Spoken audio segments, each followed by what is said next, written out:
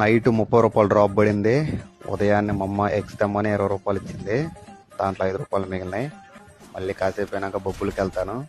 20 రూపాయలు ఇచ్చింది. దాంట్లో 15 రూపాయలు బొబ్బులు పోతే 5 రూపాయలు మళ్ళీ నాకే, మొత్తం 10 రూపాయలు. మొన్న మా ఫ్రెండ్ గాడికి ఒక 10 రూపాయలు పెట్టి టీ ఇప్పించాను. ఆ టీ డబ్బులు అడుగుతాను.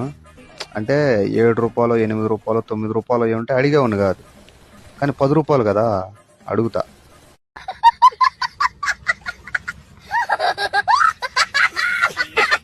ఒకసారి అడుగుతా, ఇస్తే ఇస్తాడు, లేకపోతే ఇచ్చేదాకా అడుగుతా, కంపల్సరీ ఇస్తాడు. మొన్న ఇంకొక ఫ్రెండ్ గాడికేమో పానీపూరి ఇప్పించా సాయంత్రం పూట. ఆ పానీపూరి డబ్బులు ఇంకా నాకు ఫోన్ పే చేయలా. సాయంత్రం స్టేటస్ పెడతా, నా డబ్బులతో తిన్న వాళ్ళు మర్యాదగా ఫోన్ పే కొట్టండి అని. అప్పుడు కొడతాడు.